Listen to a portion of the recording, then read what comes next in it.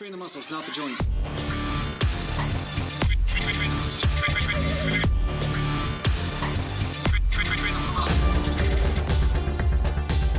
Welcome back to Natural Gland Bodybuilding Mountain. And today I'm going to talk to you about something I'm doing with deadlifts lately. Now, a lot of you guys know that I don't really like, or I don't like at all, actually, deadlifting from the floor. I find it doesn't really work for my dimensions, and I find it over stretches and messes with my lower back and under stimulates the rest of my upper back. And of course I want good overall back development.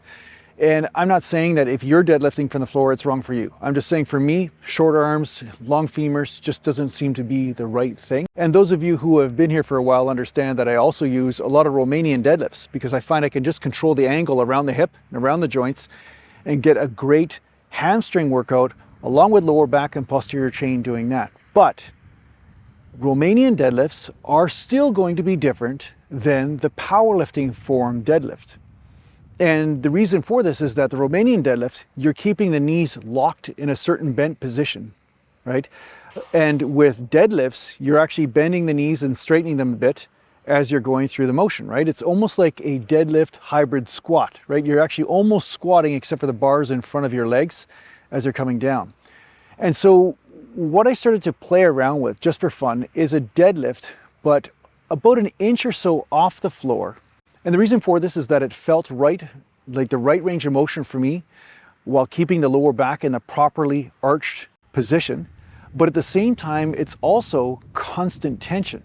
So I find that my hamstrings and my hips and my lower back are under constant tension with no rest at the bottom.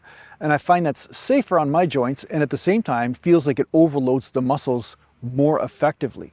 Okay, so I'm going to show you using really lightweight. This is, supreme warm-up weight for me, but I'm going to be doing just one plate aside on the deadlift just to show you what I mean. I think it's pretty self-explanatory of what I'm doing, but just in case it's not clear to you, I'm going to show you a few reps of what my powerlifting deadlift looks like. But it's, again, I'm not touching the floor. That's really the biggest difference. It's not anything mystical, you know what I'm saying? So yeah, just watch this and learn, or don't learn. You don't have to learn. So usually I'm facing the mirror just to keep my head up, and watch myself as I'm going, but I'm gonna be facing you guys just for instructional reasons. But here we go. I just have a shoulder width grip here. And then what I'll do is slide it down my legs and here. Basically just straight above the floor and then up.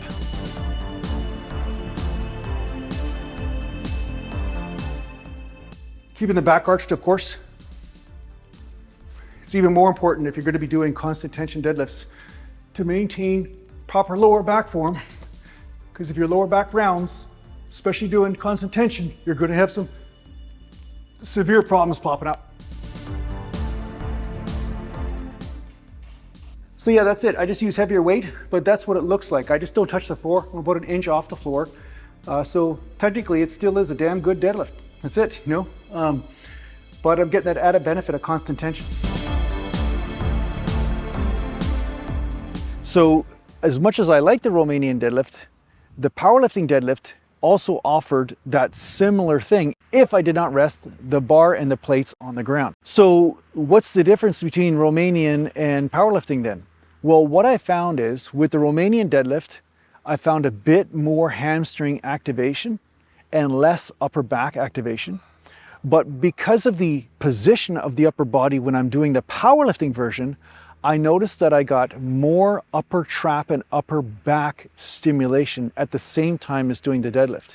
Maybe a little bit less hamstring activation, but I got a lot more upper back activation. So I found playing around with these two variations of the deadlift allows you to keep the deadlift in your training routine, but at the same time gives you a lot more freedom to figure out what the range of motion is that's right for you, that keeps the tension on the muscles and gives you the most hypertrophy. Now, secondarily, I want to talk about deadlifting where there's so many guys so obsessed with their 1 rep max in deadlift. And you see the old Tom Platz footage where he's doing 4 or 5 reps with deads, always having to go super heavy in this and that. And then of course, even he discarded the deadlift, I guess, after a period of time because of some sort of lower back irritation or something. But a lot of times it isn't about the movement, it's about the weight that you are using, or at least the intensity. So if I stick to sets of 20 with deadlifts or 15 or even 10, I find that my lower back feels bulletproof and it feels great.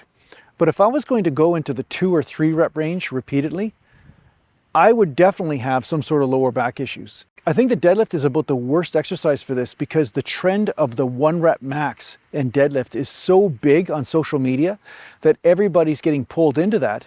And a lot of people that you don't hear about are getting injured because of it.